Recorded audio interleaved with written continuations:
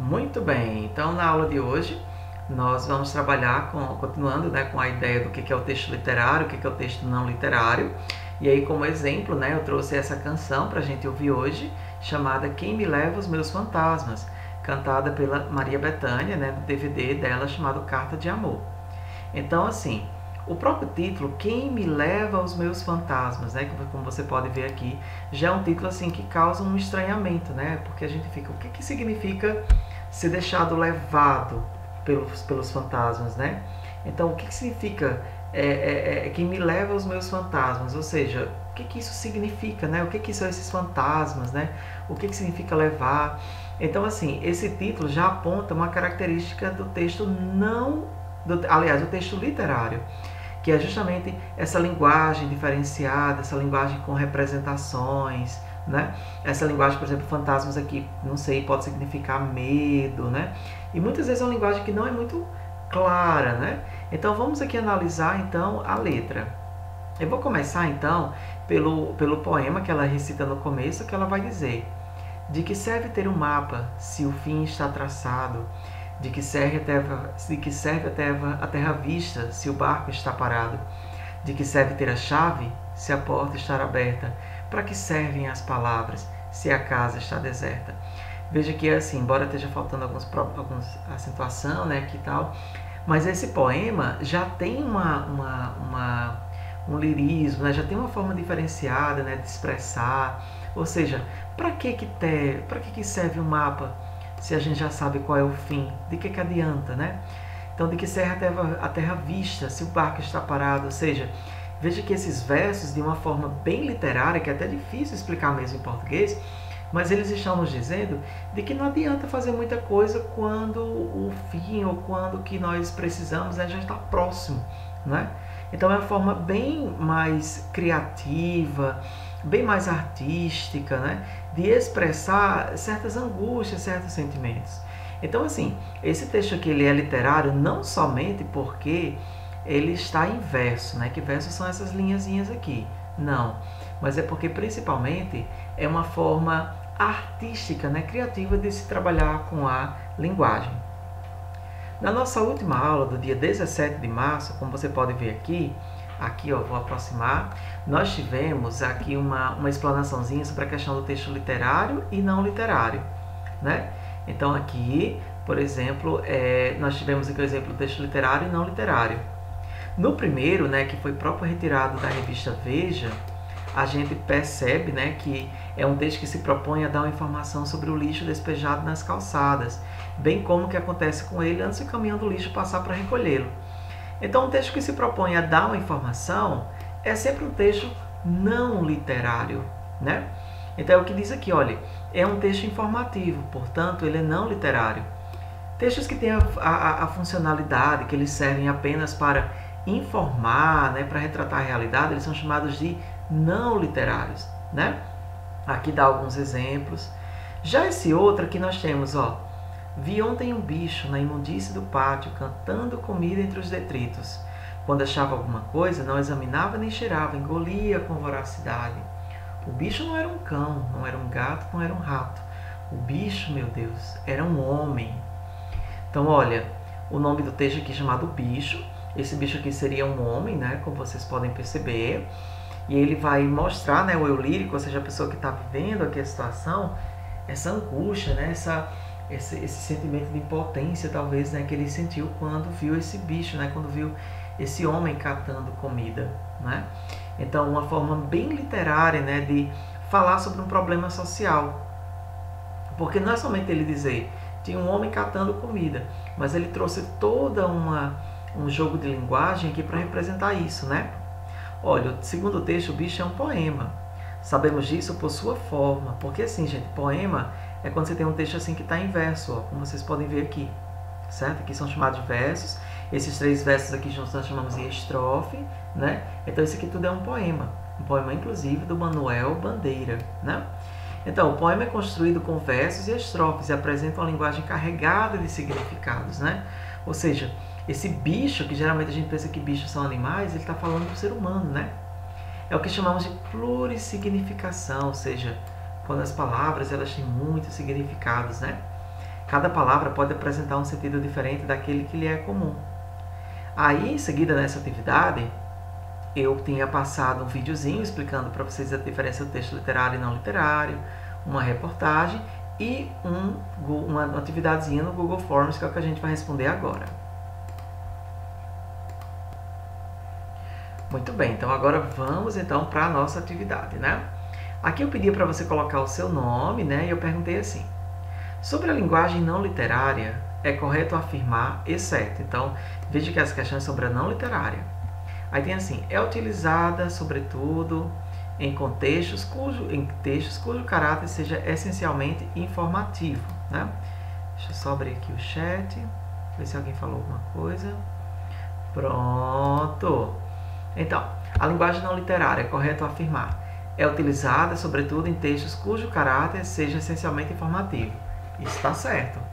A linguagem não literária é justamente essa ideia de informar aqui, tá certo sim. Então não marcamos, né? Porque a gente tem o exceto, ou seja, para a gente marcar errada. Sua principal característica é a objetividade, tá certo também. Aí aqui, opa, marquei sem querer. Limpar a seção. Utiliza recursos como a conotação para conferir às palavras sentidos mais amplos do que elas realmente possuem. Não, isso aqui é errado. Essa informação aqui, na verdade, é sobre o texto literário. Porque o texto literário, sim, vai usar a conotação para dar significados mais diferentes às palavras, né? Por exemplo, aqui a palavra fantasmas talvez signifiquem medos, né? Mas não é aquela coisa, né? O espírito, a alma, não, é uma coisa bem mais diferente. Então, mostrando que isso aqui é característica do texto literário, né? Vamos para a segunda. São características da linguagem literária, exceto a variabilidade. O texto literário tem muita variabilidade, né? Ou seja, a palavra, por exemplo, fantasmas, no contexto pode estar significando medos, no outro pode estar significando um sonho, no outro pode estar significando arrependimento, né? Multissignificação. Bom, multi significa muitos, variados e tal, né? Significação é da ideia de significados mesmo. Então, é também uma característica do texto literário. As palavras, os textos mesmo em si terem muitos significados, né? Denotação. Aqui sim, não. De fato, a denotação não é característica da linguagem literária. Mas o que é denotação? Bom, denotação é quando, por exemplo, uma palavra ela vai assumir no texto o valor dela mesma. Tá? Por exemplo, quando eu digo assim, nesse caso aqui, ó, de que serve ter um mapa se o fim está traçado. Será que esse mapa aqui realmente significa o mapa onde mostra um país, uma cidade, onde fica alguma coisa? Bom, talvez não. A palavra mapa, no sentido denotativo, é realmente aquele mapa que a gente pega, que é um mapa de um país, de uma cidade, né, de um bairro. Só que quem sabe esse mapa aqui não seja, por exemplo, um projeto de vida? Será que esse mapa aqui não seja um objetivo que você tem, né? E aí, esse mapa ele pode ter outra coisa. Ou seja, de que serve ter um mapa? Ou seja, para que adianta um projeto de vida? De que adianta um objetivo se o fim está traçado? Ou seja, se não vai dar tempo cumprir. Entendeu? Então, por exemplo, mapa aqui não está no sentido denotativo. Porque mapa aqui não necessariamente, repito, significa aquele papel com as informações de um país, de uma cidade. Mapa tem outro sentido, né? A mesma coisa, do que serve a terra vista, se o barco está parado. Mesma coisa, esse barco aqui, será que é o barco mesmo? Assim, pode ser que seja o barco mesmo, né? O barquinho, a canoinha, mas talvez ele signifique também algo muito maior, seja o barco, o meio de transporte, aquele veículo, aquele meio que te leva, né, de um ponto para outro, né? Enfim, de que serve ter a chave, se a porta estar aberta, ou seja, será que essa chave é a chave mesmo? Será que essa porta é a porta mesmo? Talvez não, né? Aqui talvez essa chave signifique uma iniciativa, né? Uma conquista, né? Para se conquistar algo. Tem muitas possibilidades, né? Então aqui são, por exemplo, palavras que elas não assumem o valor delas mesmas, elas têm outros significados, né? Chave, porta, mapa, são alguns desses exemplos. Então não pode ter denotação, mas tem liberdade na criação, tem complexidade, ou seja, não é tão fácil como a gente acabou de ver. Depois nós temos assim: sobre os textos literários é incorreto afirmar. Os textos literários possuem grande compromisso com a clareza e a objetividade. Gente, já vamos marcar essas. Podemos ser encontrados em reportagens, notícias, manuais de instruções. Não, nada disso. Isso daqui é o texto não literário. E não literário está pedindo para a gente procurar a incorreta. Então, essa informação aqui não condiz com o texto literário. Na verdade, condiz com o texto não literário. Isso quer dizer que essas outras informações podem ser reais. Vamos ver? O discurso literário, diferentemente do discurso adotado em nosso dia a dia, pode apresentar diversos recursos estilísticos capazes de oferecer múltiplas leituras e interpretações. Olha aí, certíssimo, né? Uma das principais características da linguagem literária é a liberdade criativa, né? Com certeza, permitindo que o artista desvincule-se dos padrões convencionais da língua, bem como dos da gramática normativa que a rege. Exatamente, né? O texto literário é de criatividade, de liberdade na forma de criar. Que me leva aos meus fantasmas, né? Que os fantasmas me levem, enfim. A complexidade da linguagem literária é notada pelo curso de conotações, e isso, a palavra quando tem um outro sentido, né? Metáforas, exatamente, né? Quando eu digo assim, olha, essa é a porta que eu precisava que fosse aberta. Quando eu digo assim, eu preciso de uma porta aberta. Não, você não está falando de uma porta de verdade. Você está falando de uma oportunidade, né? Então isso é uma metáfora, né? Então isso daqui é característica do texto literário. Essas três são do texto literário, né? Perfeito. A linguagem literária pode ser encontrada nos seguintes gêneros: poemas, reportagens não, né? Manual de instrução também não, de jeito nenhum. Crônica, conto, poemas, narrativas de ficção. É possível, né? Com certeza, é tudo isso aqui. Textos prescritivos, ou seja, dizer como alguma coisa é, notícias, novelas e romance, não. Notícias, não. Textos jornalísticos, não. Textos didáticos, não. Verbetes de dicionários, não. Então é mais isso aqui. Na crônica, no conto, as narrativas, né? Pode sim ter a linguagem, o texto literário sim, tá? Por último, na atividadezinha, diz assim: analisa o texto a seguir, comenta o que torna ele um texto literário. Então, é o poema Desejos Vãos, de Flobela Espanca. Bom, vamos tentar ver aqui o poema, né, Desejos Vãos, de Flobela Espanca. Vamos procurar aqui no Google. Desejos Vãos, Flobela Espanca, né? Olha só. Antes, quando a gente vai ver aqui agora, aqui na atividade, tem a canção Marisa, né, essa cantora portuguesa, do poema Desejos Vãos, de Flobela Espanca, né? Então vai abrir aqui, enquanto isso vamos resolver aqui algo. Muito bem, então a gente tem aqui o poema Desejos Vãos, de Flobela Espanca, essa atriz, essa poetisa portuguesa que nasceu em 8 de dezembro de 1894 em Vila Viçosa, que é em Portugal, e ela morreu em Matosinhos, também em Portugal, a 8 de dezembro de 1930. Então, Desejos Vãos, ela diz assim, ó: eu queria ser o mar de altivo porte, que ri e canta a vastidão imensa. Eu queria ser a pedra que não pensa, a pedra do caminho rude e forte, né? Então, veja que ela está dizendo que ela quer ser muita coisa, ela quer ser o mar forte, a pedra forte, né? Ó, veja, ela querendo ser uma coisa que ela não é, ela é um ser humano, né? Mas ela está dizendo que queria ter essa força do mar, da pedra, né? Características da linguagem literária, né? Vamos lá. Depois ela diz: eu queria ser o sol, a luz intensa, o bem do que é humilde e não tem sorte. Eu queria ser a árvore tosca e densa, que ri do mundo vão e até da morte. Olha, ela diz que quer ser o mar, que quer ser a pedra, que quer ser o sol, que quer ser a árvore, como se essas coisas, esses 4 elementos, eles fossem fortes, né? Assim, ela quer ser forte igual a eles. Mas ela vai dizer: mas o mar também chora de tristeza. Ela quer ser o mar, só que o mar também chora de tristeza. Ou seja, até o mais forte como o mar, ele também chora de tristeza, né? As árvores também, como quem reza, abrem aos céus aos braços como um crente. Ou seja, a ideia dos galhos das árvores como se fossem os braços abertos, né? Rezando. Se está rezando quer dizer que não é tão forte, né?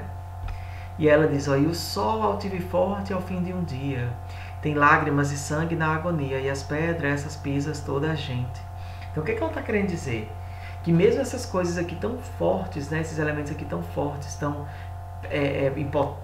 imponentes, né, mas eles também são fracos, eles também são pisados. Então, no fim das contas, ela é como se fosse igual a eles. Eu vou ler mais uma vez. Desejos Vãos, Flobela Espanca. O poema aqui da Flobela Espanca. Tem 1, 2, 3, 4 estrofes. A primeira e a segunda estrofe tem 4 linhas cada. A terceira e a quarta tem 3 linhas cada. Vamos lá. Eu queria ser o mar altivo e forte, que ri e canta a vastidão imensa. Eu queria ser a pedra que não pensa, a pedra do caminho rude e forte. Eu queria ser o sol, a luz intensa. O bem do que é humilde não tem sorte. Eu queria ser a árvore tosca e densa, que ri do mundo vão e até da morte. Mas o mar também chora de tristeza. As árvores também, como quem reza, abrem aos céus os braços como um crente. E o sol, altivo e forte ao fim de um dia, tem lágrimas de sangue na agonia. E as pedras, essas pisas toda a gente, né? Então aqui, analise o texto a seguir, em seguida comenta que torna um texto literário, né? O que a gente pode dizer por que aquele texto é literário? Porque é um poema, ou seja, tem versos e estrofes escrito por uma poetisa portuguesa, Flobela Espanca. Que mais? O uso da linguagem é feito de forma representativa, né? Representativa. Por exemplo, o mar representa a força, né? O sol representa, né, a energia. E o eu lírico, ou seja, a pessoa que quer ser, que está falando ali, né, diz que quer ser como eles, né? Então ou seja, é dado, né, vamos dizer assim, são dadas, né, características e desejos, né, humanos a esses elementos, mas que acabam, né, sendo vãos. O que é um desejo vãos? O título, né? Ou seja, sem grande valor no fim das contas, né? Sem grande valor no fim das contas. Pronto. Ótimo exemplo, né? Tá aí. Por que o texto é literário? Porque é um poema, ou seja, tem estrofes, tem versos, é escrito por uma poetisa portuguesa, que é Flobela Espanca. O uso da linguagem é feito de forma representativa, por exemplo, o mar que representa a força, o sol que representa energia, o eu lírico que pode ser tão forte quanto eles, né? São dadas características e desejos humanos a esses elementos, mas que acabam sendo vãos, ou seja, sem grande valor no fim das contas. Então, após assistir o vídeo, responda. De acordo com o que você aprendeu sobre texto literário e não literário, quais características você encontra na canção do poema Textos Vãos que eu enquadro em um dos dois tipos de texto? A gente vai colocar linguagem subjetiva. Vamos olhar aqui na própria atividade, né? Por exemplo, aqui, ó, é um poema, né? Ó, como vem dizendo ali, né? Ó, aqui. É um poema. Que mais?